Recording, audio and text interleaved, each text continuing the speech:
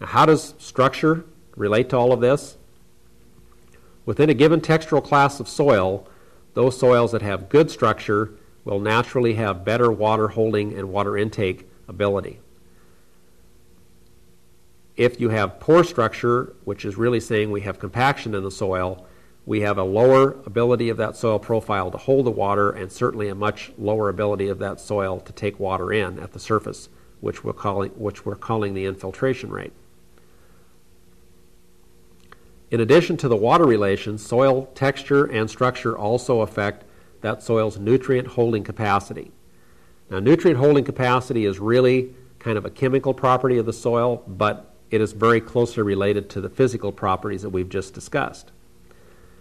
As we decrease the amount of surface area in a soil, meaning the soil becomes coarser, we naturally have less nutrient holding capacity because we have less surface area on those soil particles where these nutrients in the form of ions are going to be held. So the ions or charged particle form of the nutrients that plants will take up from the soil through the root system need to be held or retained for some period of time on these soil particle surfaces if they're going to be available at a later point in time. So finer textured soils have more surface area, they have more nutrient holding capacity as well as water holding capacity. How does this all relate to root growth and soil compaction? Well, soils which have become compacted will naturally have less root growth and penetration into the profile, so it's kind of a two-bladed sword here. We not only have poorer root growth, but we have less than of the soil profile from which that plant is capable of absorbing water and nutrients.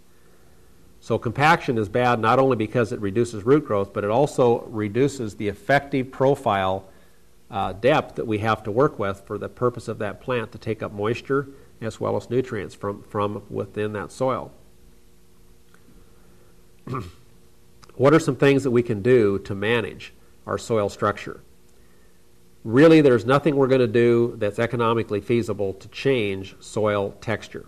Soil texture is a much more permanent property of the soil than is soil structure. So from a structure standpoint, what we can do is try to not overcultivate a soil, try to work it at the right moisture content. That's usually in the intermediate range, neither too wet or too dry so that we destroy structural units. We can try to make sure that we maintain a good supply of organic material in the soil, because this organic material promotes aggregation or the formation of structural units, which leads towards better aeration, root growth, water relations, and all of these properties that we've mentioned in the soil. We definitely do not want to work the soil when it is either too wet or too dry. Too dry causes a powdering or pulverizing or breaking down of the structural units.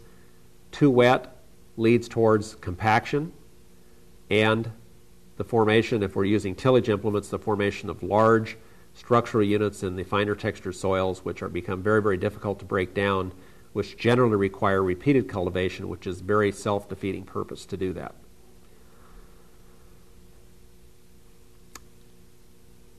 So those are the basic ideas or principles behind both soil texture, soil structure, and what we can do to manage those properties of the soil.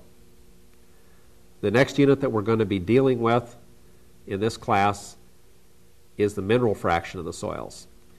In this unit, we're going to be looking at the specific types of minerals which occur in the soil, how these mineral structural units are placed together or put together to form the minerals, and we'll be looking at most specifically some of the secondary clay minerals which impart very important both physical and chemical properties to a particular soil.